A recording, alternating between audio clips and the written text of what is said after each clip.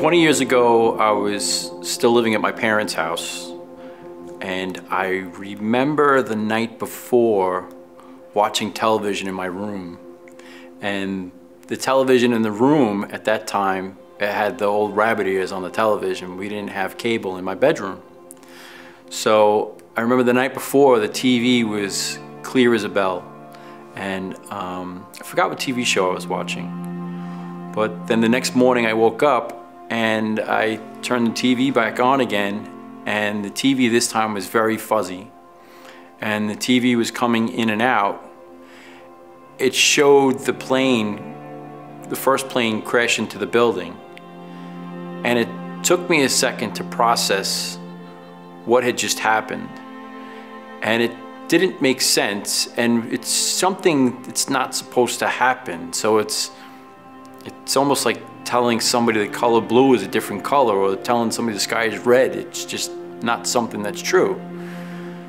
So after I kind of comprehended what was going on, I went out to the living room, and the living room had cable. And I remember my sister sitting on the couch, and she was watching something else on the TV. And I said, a plane just hit the World Trade Center. And she was, what are you talking about?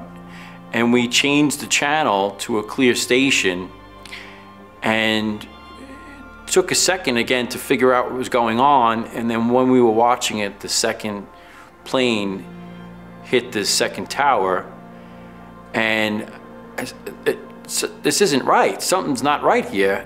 And then on the bottom of the screen, it was scrolling like a ticker tape that said, all first responders respond into your closest station. So I have to go.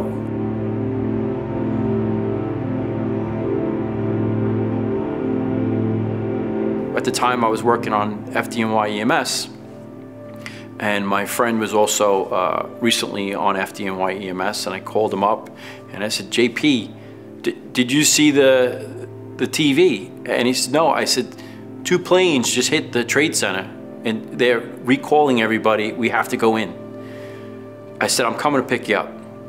And I took the keys to my parents' car, because my car had been stolen not that long ago. And I took the keys to my parents' car, and I went to my friend's house and picked him up in Staten Island, and we went to Station 22 on Staten Island, and went in there, and nobody knew what to do. Nobody knew how to act. Nobody knew where to go, what to do. There was no direction. So at some point we just jumped in an ambulance, and the ambulance was loaded with people, and we took it down to the Staten Island ferry. And we were told when we were down there that there was going to be a lot of people coming off the ferry terminal, and it was going to be a lot of patients that were going to need patient care. So as we were doing that, we were setting up triage, we were setting up a care center so that we can take people in when they got off the ferry, treat them, put them in ambulances, send them out to area hospitals. And as that was going on, I was seeing friends of mine as firefighters also getting on the ferry to respond in. So at that time, they had a little bit of a different role than we had. We were waiting and waiting for those victims and those people to come that were supposed to be in really bad shape. And at that time, that was our role, and that's what we wanted to do. And that moment never came. The ferries weren't loaded with people. The ferries didn't have people that were sick and injured and needed our help. So in that moment, when we wanted to do nothing more than to help and to be involved, that was a very hard situation, because you almost felt like useless. You know, you were there to help and you felt useless. You weren't doing what you were meant to be doing. So we stayed there a while until basically they said, you know, there's nobody coming. This is what it is, you know. And then we all wanted to get on the ferry just like everybody else. We want to get on the ferry, we want to go over, we want to do stuff. And they said, there isn't anything for you to do there. It's not worth it for you to go there. That was a very tough moment because, like I said, that's not what we're meant to do. We're meant to respond in and go do our part. So the next day, I worked at a station that was it was called Cumberland Station 31, which is pretty much right outside the Brooklyn Bridge, which is very close to the Trade Center. I went into work, and again, you know, they hand you the keys to an ambulance, and you're thinking, why am I getting on an ambulance right now? Like, this is not where I need to be. I need to be at the Trade Center. I need to be helping the people that were also wearing uniforms, civilians that were lost, my friends that I don't know where they are. The whole thing was it just really messes with you. And then when we were at the station, they ended up recalling units because now they did want for us to go out there, and they recalled the units, had us go back to the station. And then we took a van that was operated by the police department. We all jumped in the van and then went out to the Trade Center. Now that we were at the Trade Center, we were kind of figuring out the multiple roles that we were going to do. So we had set up a temporary morgue because at that time we realized, again, that they weren't injured.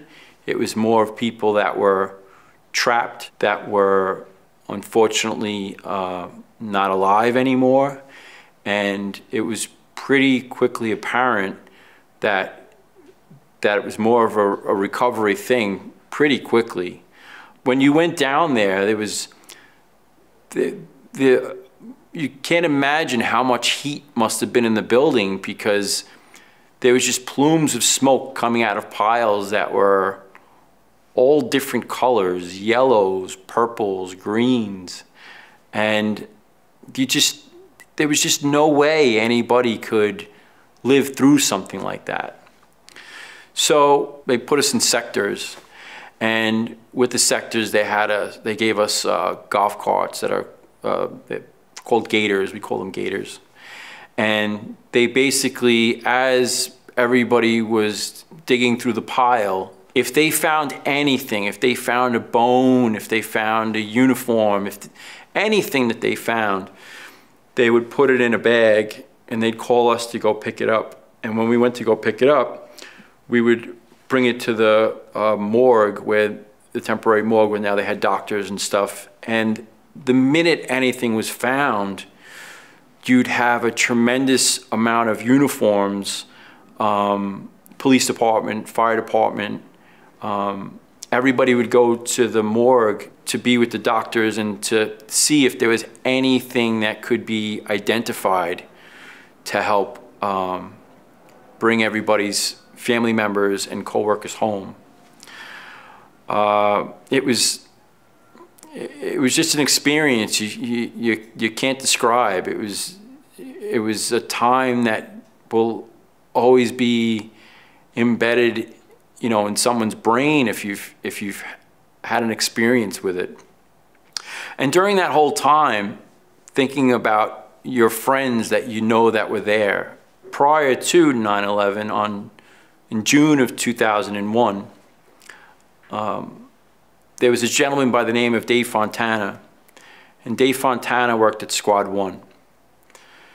Squad 1 responded in on 9/11, but in June of 2001, Dave went into Metrotech, and in Metrotech, which is our headquarters, there's an honor wall. And the honor wall in Metrotech had a name on the wall, and the name was John Leary. Now that was my grandfather. So Dave worked in the firehouse that my grandfather was in when he died in World War II. So it turns out that Dave was also a history buff. and he was also a substitute teacher on his days off with the fire department. Dave contacted my father and said, "I'm sorry you don't know me. I'm a firefighter. I worked in the same house that your father worked in. Could you tell me about your dad?" So my father didn't really know his dad because he was very, very young when his father passed away. Dave Fontana, he went ahead and hired a private investigator and met people that were there when my grandfather passed away. My dad, who never knew his father, was now introduced to the people that were there with my grandfather when he died in Germany. And Dave was the one that brought us that peace, or brought my dad that peace, to where even to this day, my dad meets with people that were with his father when he passed away. Fast forward to September of 2001, and it was Dave's wedding anniversary, and his wife went to the restaurant that they had had their first date in, and his wife was there waiting for him to get off. And that morning, when the call came in, he jumped on the truck and went over to the trade center, and unfortunately, Dave never came home. So the stuff that he did for my family, the stuff that the fire department's done for my family, it's something that will always be true to my heart. It's something that always sticks out in my mind. At Dave's funeral, well, normally at our department funerals, all the uniformed members line up in the street and the family stands on the sidewalk waiting to go in. I remember standing on the sidewalk with the family because I wasn't a firefighter, I was on EMS, you know. And then my family was there as well, and we were really kind of a family with the Fontanas. And I remember Dave's captain at the time, Captain Feminella.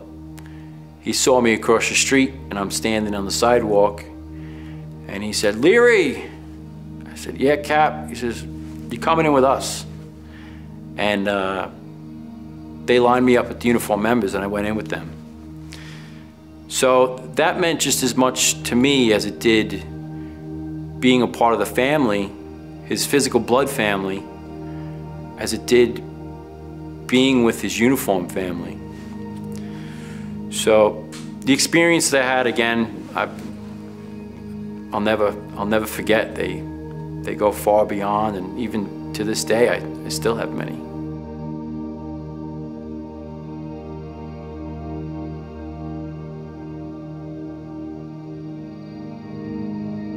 My ambulance used to cover Red Hook, Brooklyn, and Red Hook, Brooklyn was known as not a gentle place. It was definitely, without a doubt, rough around the edges. And when we would respond into those buildings, there were times where you definitely felt very, very uncomfortable, and you know, as they say, watch your six. You know, you and your partner always took care of each other, and it was a tough area.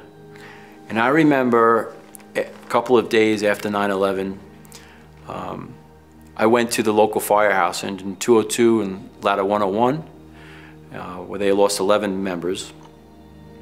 And I remember, as we were standing outside, we were talking to the men, and looking down the street and seeing maybe 300 to 400 people from the Red Hook community marching towards us with a pastor.